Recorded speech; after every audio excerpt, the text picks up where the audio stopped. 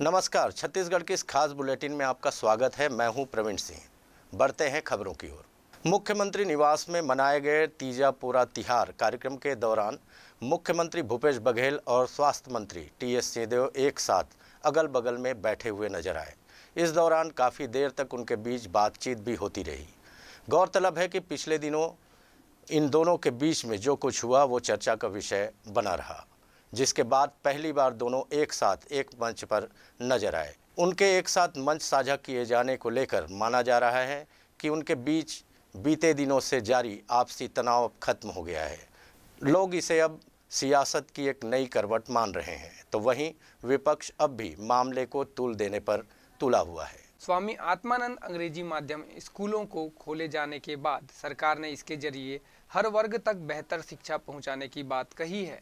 मुख्यमंत्री भूपेश बघेल भी लगातार हर दौरों में इसकी तारीफ करते नजर आते हैं। फिर एक बार उन्होंने स्वामी आत्मानंद अंग्रेजी माध्यम स्कूल का बखान किया है। वहीं तीजा तिहार के लिए पहुंचे कांग्रेस के राष्ट्रीय प्रवक्ताओं को भी इन स्कूलों का अवलोकन कराया है। देखिए, दिखावा वो कितना भी कर लें, परंतु पूरी वास्तविक स्थिति पूरी प्रदेश की जनता समझ चुकी है, जान चुकी है।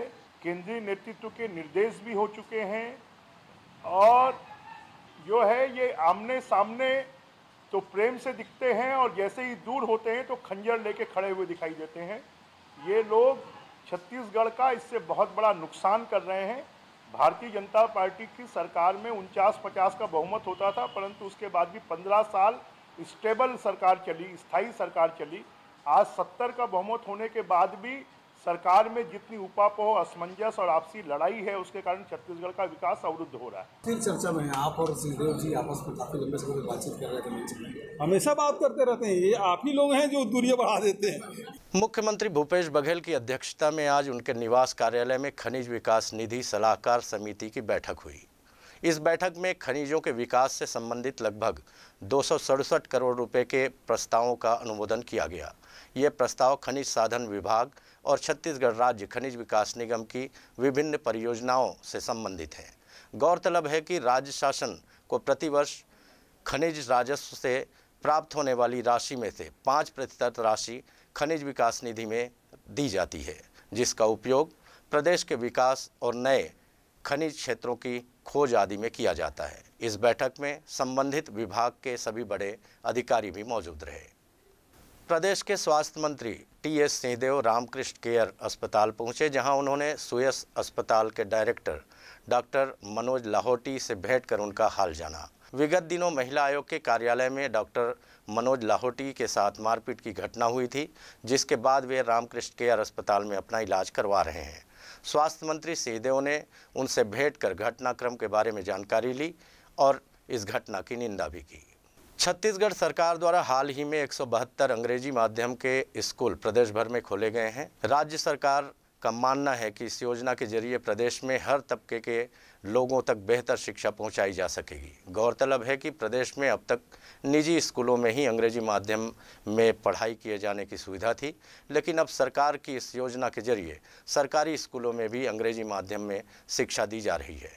एक तरफ जहां सत्ता पक्ष के नेता और सरकार के प्रतिनिधि इस योजना को सफल बता रहे हैं, तो वहीं दूसरी तरफ विपक्ष के नेता इस योजना को असफल बता रहे हैं। प्रदेश भर में स्वामी आत्मानंद अंग्रेजी माध्यम स्कूल खोले जाने को लेकर पूर्व मंत्री बृजमोहन अग्रवाल का बयान भी सामने आया है। उन्होंने प्रदेश में इस योजना की हालत को बहुत बुरा होना बताया है और कहा है कि 150 से भी ज़्यादा अंग्रेजी माध्यम स्कूल तो खोल दिए गए हैं, लेकिन इसके लिए अलग से शिक्षकों की भर्ती नहीं की गई है। उन्होंने प्रदेश के इस स्थिति को दुर्भाग्यजनक बताते हुए शिक्षकों के रिक्त पद को लेकर भी तीखा प्रहार सरकार पर किया है। देखिए, बहुत बुरी हालत है। छत्तीसगढ़ में 150 से ज़्यादा अंग्रेजी स्कूल खोले गए हैं और उन 150 जहाँ पर अंग्रेजी स्कूल खोले गए वहाँ पहले से हिंदी मीडियम के स्कूल थे। अंग्रेजी स्कूलों के लिए अलग से टीचर की भर्ती नहीं की गई है और लगभग मेरी जानकारी में 1.5 लाख से ज़्यादा शिक्षकों के पद खाली पड़े हुए हैं और स्वामी आत्मानंद जी अध्यात्म के क्षेत्र का बहुत बड़ा नाम है। कम से कम उनके नाम से जो स्कूलें खोली जा रही है उनमें तो लोगों के साथ में, बच्चों के साथ में, वहाँ के शिक्षकों के साथ में अन्याय अत्याचार नहीं होना चाहिए। ये बहुत दुर्भाग्यजनक है। इंग्लिश मीडियम स्कूल के बारे में, दिल्ली के बारे में चर्चा की तो हमने कहा कि भाई आप दिल्ली में वहाँ तो देखे हैं, हमारे छत्तीसगढ़ में भी हम लोगों ने 172 स्कूल हमने स्वीकृत किया है। तो यहाँ शहीद स्मारक स्कूल जो स्वामी आत्मानंद अंग्रेजी माध्यम स्कूल योजना है, उसका निरीक्षण करने भी जाएंगे। महिला आयोग के कार्यालय में हुई मारपीट के बाद आज doctor Manoj Lohati wheel chair पर प्रेस क्लब पहुंचे और पूरी घटना के बारे में पत्रकारों को जानकारी दी। इस चर्चा के दौरान घटना का जिक्र करते हुए वो भावुक भी हो गए और उन्होंने कहा कि मैं इस घटना से बेहद आहत हूँ। मुझे आधे घंटे तक बंधक बनाकर मेरे साथ मारपीट की गई, इसलिए मेरे साथ हुए दुर्व्यवहार के खिलाफ मैं सरकार से मांग करता हूं कि मुझे न्याय दिलाएं और इस घटना की विधिवत जांच भी की जाए। सर, मैं डॉक्टर मनोज लाहौटी, मुझे महिला आयोग में बुलाया गया। शुरू में 2-3 पेशियों में मैं अनुपस्थित रहा क्योंकि मैं अस्वस्थ था और उस कारण मैं नहीं जा पाया, परंतु उसके बाद मैं जैसे ही स्वस्थ हुआ मैं पहली पेशी में ही वहाँ से समय लेकर के वहाँ पहुँचा। तयशुदा समय पे पहुँचने के बाद मैं देखा कि वहाँ पर अध्यक्षा महोदया नहीं थी, तो मैं वहाँ उनकी प्रतीक्षा करने लगा। तभी अचानक उनके पीए का मैसेज आया कि मैं आपकी सुनवाई करूंगा। तो मैं उनके पास गया तो मेरे मित्र को उन्होंने धक्का दे करके और कंटेम्प्ट ऑफ कोर्ट बोल करके बाहर निकलवा दिया। मैं चाहता हूं कि सीसीटीवी फुटेज देखा जाए, दूध का दूध और पानी का पानी हो जाएगा। उन्होंने ये कहा कि मैंने महिला के साथ हाथापाई करी या महिला के साथ झूमा झटकी करी, कुछ नहीं किया। सीसीटीवी फुटेज में सब क्लियर हो जाएगा। वो गलत आरोप मान रही हैं। अभिषेक सिंह जी मुझे पहले तो गाली से संबोधित किए। मैंने जब उनसे बोला कि तमीज़ से पेश आइए तो वो बहुत ज़्यादा क्रोधित हो गए। मुझे बंद कमरे में ले जाकर करीब 20-25 मिनट तक लात, घुसे और जूते की नोक से मारे और जिससे कि मेरा लिगामेंट, नी जॉइंट का लिगामेंट टूट गया। मैं शारीरिक रूप से और मानसिक रूप से करीब 2-3 महीने के लिए अस्वस्थ हो गया हूँ। मैं सरकार से और समाज से ये अपेक्षा रखता हूँ कि डॉक्टर जो दिन रात मेहनत करके समाज का एक अटूट हिस्सा है और समाज के भले के लिए काम करता है, वो ऐसे कृत्य की अपेक्षा नहीं करता है कि राज्य के इतने बड़े संगठन में, इतनी बड़े संस्था में उसकी पिटाई हो, उसकी मारपीट हो। मैं चाहता हूं कि इसकी निष्पक्ष जांच हो। प्रदेश में कोरोना के मद्देनज़र गणेश उत्सव को लेकर जिला प्रशासन ने गाइडलाइन जारी कर दी है। गाइडलाइन के अनुसार पंडालों में 8 फीट की ऊंचाई वाली गणेश प्रतिमा भी स्थापित की जा सकेंगी। प्रशासन के इस कदम से मूर्तिकारों में अभी भी असंतोष है। असंतोष का एक बड़ा कारण बीते 3 महीनों में मूर्तिकारों को हुआ आर्थिक नुकसान है, क्योंकि अब गणेश चतुर्थी को सिर्फ 3 दिन ही शेष हैं। तब इतने कम समय में ये मूर्तिकार कैसे बड़ी प्रतिमा तैयार कर पाएंगे, यह भी एक बड़ा सवाल है। वहीं कोविड गाइडलाइन को ध्यान में रखते हुए पंडालों के आकार को भी छोटा रखने और एक बार में सिर्फ 50 दर्शनार्थियों को उपस्थित रहने की अनुमति का फरमान भी जारी किया गया है। ऊंचा पंडाल नहीं बना रहे हैं और जो हमारी मूर्ति की हाइट भी है वो गाइडलाइन को देखते हुए हम 6 फीट के आसपास की ही मूर्ति हमारी बनी हुई है। और कोरोना काल चल रहा है, इस विषय को लेकर हमारी समिति के हर युवा साथी जागरूक भी है और यहाँ हम सैनिटाइजर मशीन भी लगाएंगे, जिससे कोई दर्शनार्थी आए तो सैनिटाइजिंग हो के आए, सोशल डिस्टेंसिंग का यहाँ पालन करें, बिना मास्क के हम किसी को प्रवेश करने में यहाँ नहीं देंगे। और बहुत ही सोच समझ के देखते हुए, सिचुएशन को देखते हुए पूरी व्यवस्था समिति की ओर से की गई है। कम समय में आदेश देना, उस समय भी 4 फीट की मूर्ति में दिए जो आदेश, उसमें भी मूर्तियां कैंसिल हुई है। अभी 2-4 दिन बचे हैं, उसमें गाइडलाइन दिए हैं कि 4 फीट नहीं 8 फीट की मूर्ति बैठेंगी। तो उसमें भी कम समय में कलाकार क्या कर लेगा, कच्चे मट्टी काम है, समय लगता है बनाने में, तो नासंतुष्ट है, हम लोग नहीं कर पाएंगे इतना कम समय मूर्ति। समिति सब वापस हो रही हैं। अब लेते हैं एक छोटा सा ब्रेक।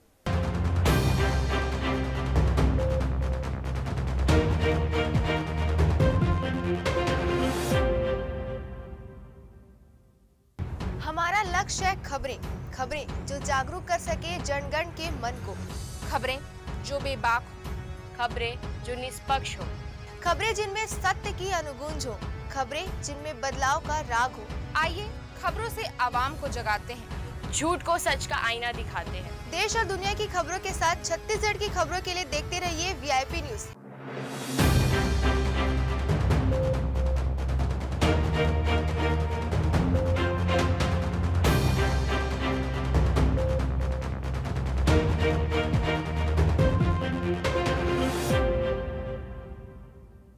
ब्रेक के बाद एक बार फिर आपका स्वागत है। सुनते हैं सुभाष की बात। छत्तीसगढ़ में महिलाओं के लिए सबसे बड़ा त्यौहार तीजा पोरा मनाया जा रहा है। मुख्यमंत्री निवास को मायका घोषित किया गया है और मुख्यमंत्री निवास को सजाया गया है तीजा पोरा के लिए। आज छत्तीसगढ़ के मुख्यमंत्री भूपेश बघेल ने अपनी बहनों को जो स्व सहायता समूह से जुड़ी हैं, जो आर्थिक स्वावलंबन के लिए काम कर रही हैं, उनका 12 करोड़ 77 लाख रुपए का जो उन पे ऋण था उसको उन्होंने माफ करने की घोषणा की है। भूपेश बघेल लगातार स्थानीय अस्मिता और छत्तीसगढ़ की अस्मिता से जुड़ी चीज़ों के लिए काम कर रहे हैं। जब से वो मुख्यमंत्री बने हैं उन्होंने छत्तीसगढ़ की अस्मिता को जगाने वाले, यहाँ के लोगों में एक स्थानीय भाव भरने की बहुत सारी कवायद की है।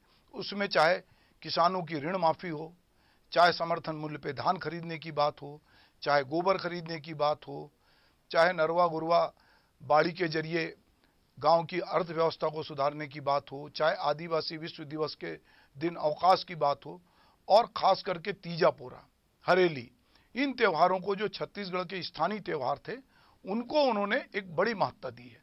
मुख्यमंत्री निवास सजा हुआ है, बाहर से भी कांग्रेस की नेत्रियां भी आई हैं मुख्यमंत्री भाई के यहाँ अपना तीजा पोरा मनाने के लिए। छत्तीसगढ़ की बहनें भी आ रही हैं। छत्तीसगढ़ में ये त्यौहार की जो शुरुआत है वो करू भात से होती है। जो बहनें हैं, जो विवाहित बहनें हैं, वो अपने पति के लिए, के जीवन के लिए वो उपवास रखती हैं निर्जला, और फिर उपवास रह के वो शिव की आराधना करती हैं। शिव पार्वती से के मिथक के कारण ये कथा जुड़ी है।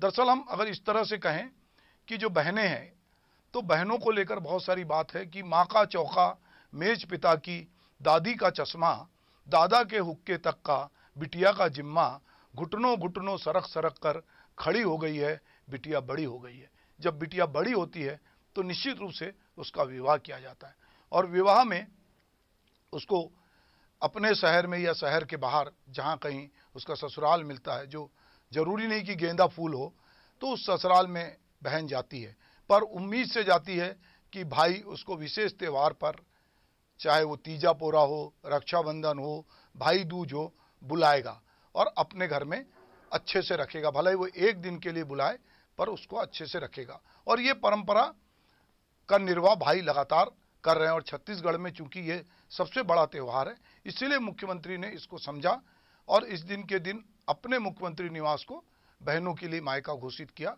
उन्होंने महिलाओं के स्वावलंबन के लिए लगातार बहुत सारी योजनाएं लाई हैं, और लगातार छत्तीसगढ़ की महिलाएं खास करके स्व सहायता समूह से ऐसा काम कर रही हैं कि जो देश में अनुकरणीय है। बहुत सारे काम यहाँ पर हुए हैं। जो गोठान भी बने उससे भी महिलाओं को जोड़ा गया है, महिलाओं को छोटे छोटे काम से जोड़ा गया है।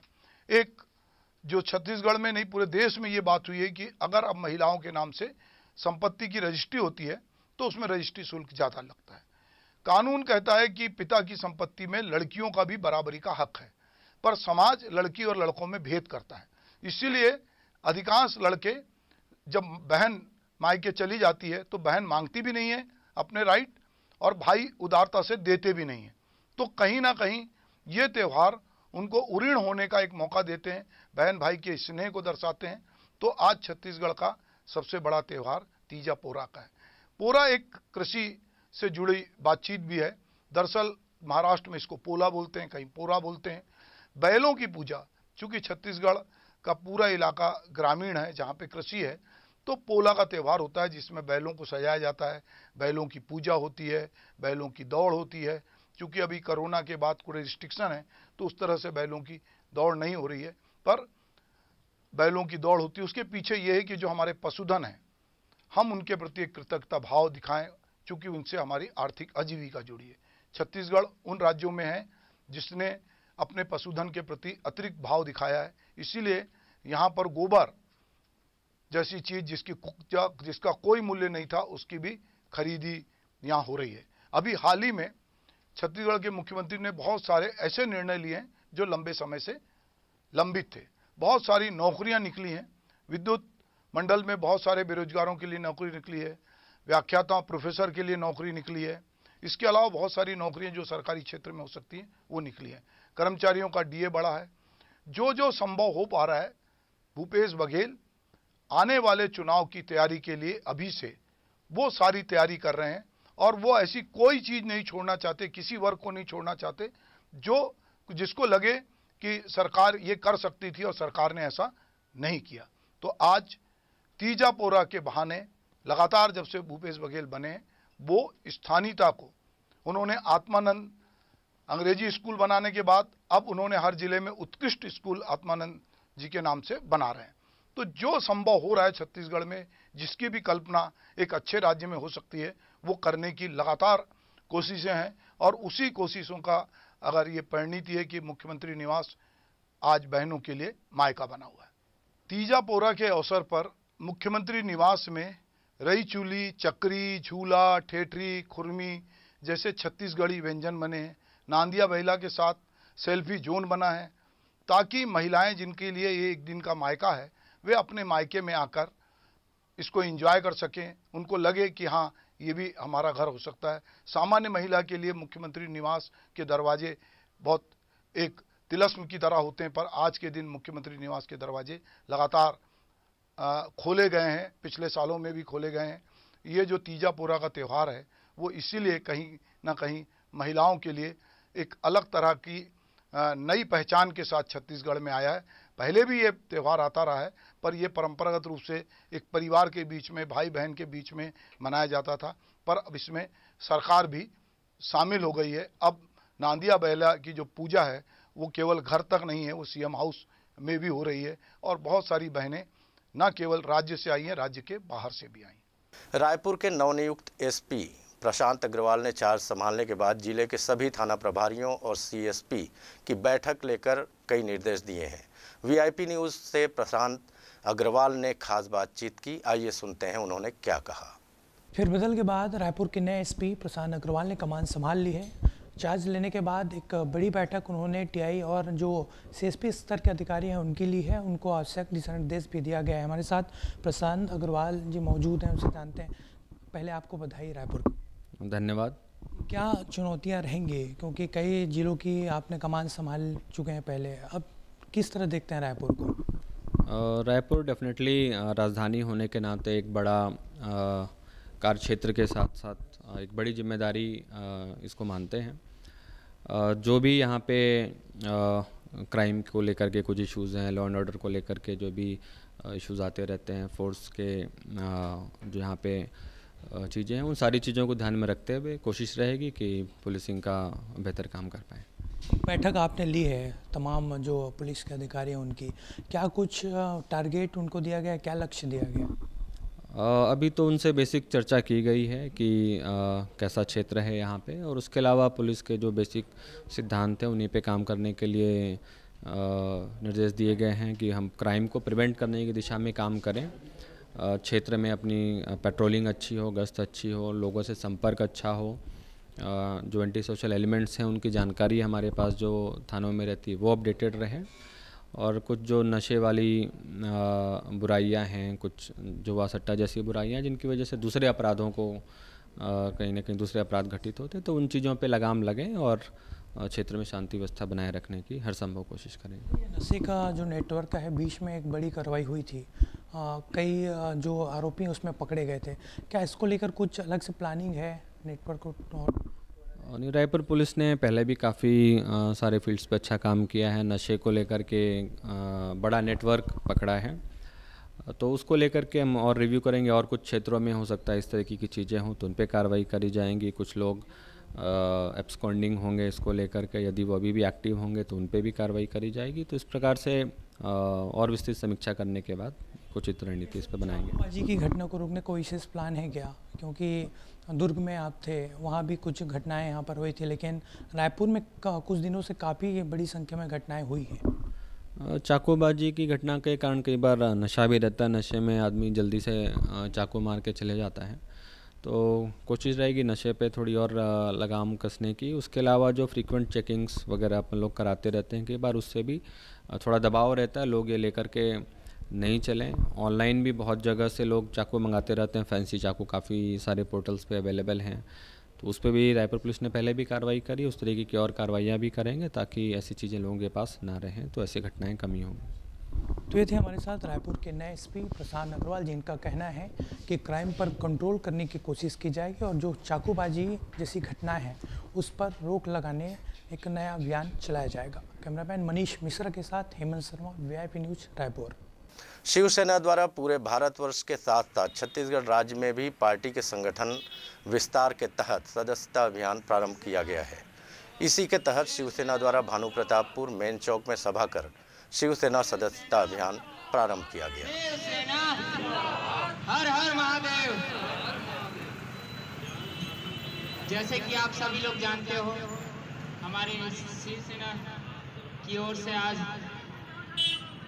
पूरे भारतवर्ष के साथ साथ पूरे छत्तीसगढ़ और भानु प्रतापपुर में भी शिवसेना का वृहद सदस्यता अभियान प्रारंभ किए हैं। यह सदस्यता अभियान प्रदेश में, देश में होने वाले किसी भी अन्याय, अत्याचार, शोषण और भ्रष्टाचार के खिलाफ लड़ाई लड़ने हेतु एक ऐसी शिवसेना कार्यकर्ताओं की फौज खड़ी करना है जो क्षेत्र में होने वाले किसी भी प्रकार के अन्याय, अत्याचार, शोषण, चाहे वो करने वाला कांग्रेस और भाजपा का नेता क्यों ना हो या कोई भी क्यों ना हो, उससे हमको मजलूमों को बचाना है और देशवासियों को बचाना है। इसके लिए आज शिवसेना द्वारा भानु प्रतापपुर में सदस्यता अभियान प्रारंभ किया गया है।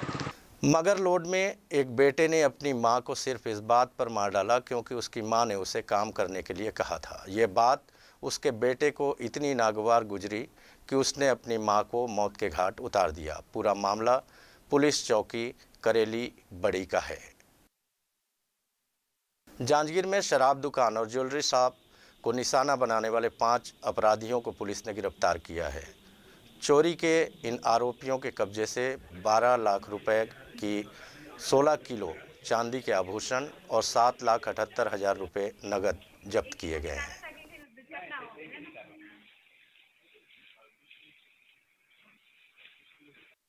टोक्यो पैरालंपिक में भारतीय खिलाड़ियों के प्रदर्शन ने देश का सीना चौड़ा कर दिया है। मेडल जीतने वाले खिलाड़ियों पर इनामों की बारिश हो रही है।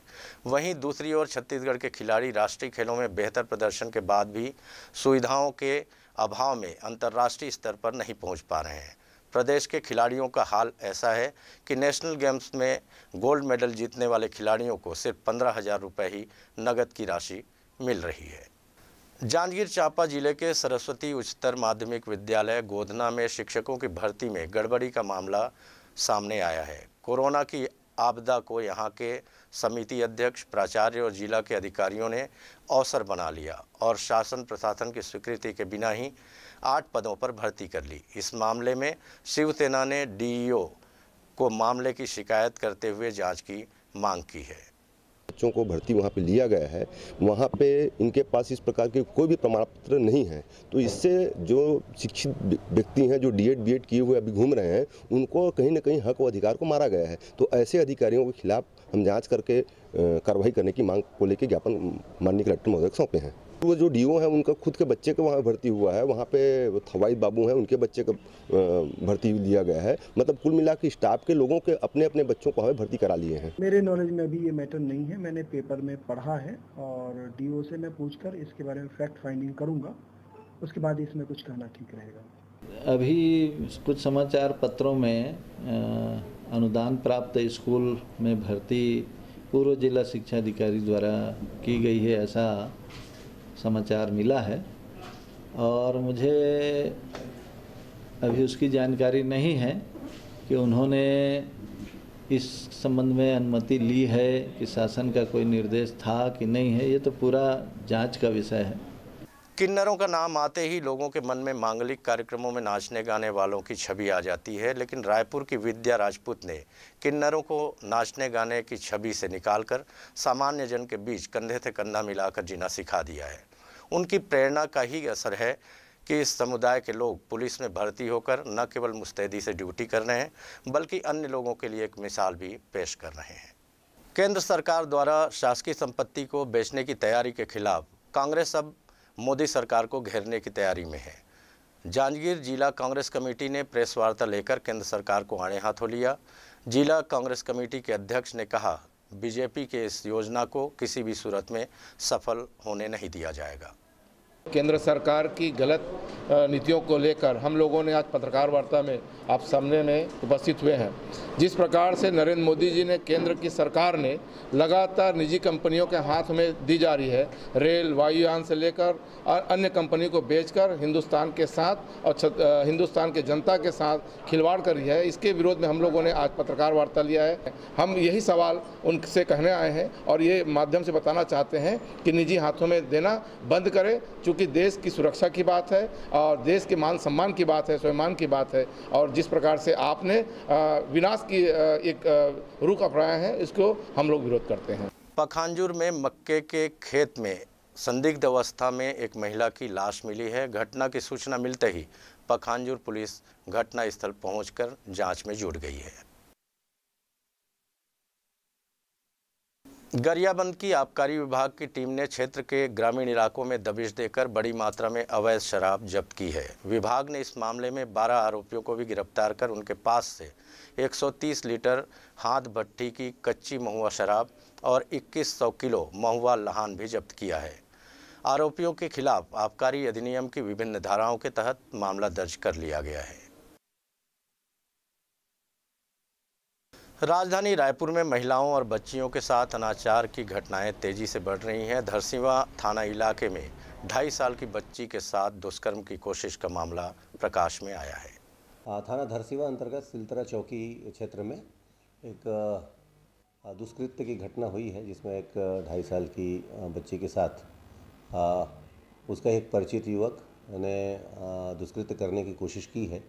इसमें 376, 511 और पॉक्सो एक्ट के तहत मुकदमा दर्ज किया गया है और आरोपी जो 19 साल का है उसको गिरफ्तार करके उसको न्यायिक रिमांड पे भेजा गया है। नेशनल टाइगर कंजर्वेशन अथॉरिटी से गुरु घासीदास राष्ट्रीय उद्यान को टाइगर रिजर्व बनाने की अनुमति मिल गई है।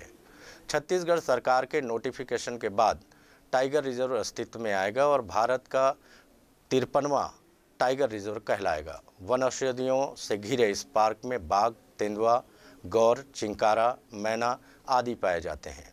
वर्तमान में इस उद्यान क्षेत्र के भीतर 35 राजस्व गांव में चेरवा, पांडो, गोंड, खैरवार और अगरिया जनजाति निवासरत हैं। ये छत्तीसगढ़ राज्य के लिए बड़ी गौरव की बात है और जितने भी हमारे राष्ट्रीय अभयारण्य हैं इनका एक विशेष दर्जा होता है। तो जब राष्ट्रीय अभयारण्य कोई स्थान घोषित होता है तो उसके लिए एक तो राज्य सरकार भी और अधिक ध्यान दे पाती है और भारत सरकार से NTCA से भी इसके लिए राशि अतिरिक्त प्राप्त होती है। दूसरा ये है कि इसके संरक्षण के लिए भी कड़े प्रावधान होते हैं। तो और इसमें जो क्षेत्र निदेशक होते हैं वो वन संरक्षक या मुख्य वन संरक्षक स्तर के अधिकारी ही होते हैं। तो उससे क्या है कि उसको और अधिक अनुभवी अधिकारी उसका नियंत्रण कर पाते हैं और विशेष अमला इसके लिए पदस्थ हो जाता है। तो मैं समझता हूँ कि ये एक बहुत बड़ी राज्य शासन और वन विभाग के लिए उपलब्धि है और इससे जो है वहाँ चूँकि उधर से जो है सीधी का संजय नेशनल पार्क जुड़ा हुआ है और इधर भी जो है अन्य वन के बृहद क्षेत्र हैं जिनमें कि बाघों का संरक्षण आवश्यक है। तो इसके लिए और सघन गश्त हो पाएगी, इसलिए ये बहुत ही एक अनुकरणीय उदाहरण है। और इस क्षेत्र का जो भौगोलिक और जो जलवायु और वहाँ के जो वनस्पति संपदा है और उससे जो है उसका भी संरक्षण होगा और बाघों के लिए जो एक पिरामिड का प्रे बेस स्ट्रक्चर है वो निर्मित होगा। तो इससे आगे हमारे राष्ट्रीय बाघ संरक्षण परियोजना के लिए भी और छत्तीसगढ़ राज्य के लिए भी अन्य सुविधाएं उपलब्ध हो पाएंगी। छत्तीसगढ़ में बढ़ती उमस और गर्मी से लोगों को राहत मिल सकती है। प्रदेश में अगले 24 से 48 घंटों में भारी बारिश का मौसम विभाग ने अलर्ट जारी किया है। बस्तर और सरगुजा संभाग में अति बारिश तो वहीं मध्य छत्तीसगढ़ के जिलों में मध्यम से भारी बारिश का अनुमान है। इस बुलेटिन में फिलहाल इतना ही। मुझे दीजिए इजाज़त। नमस्कार।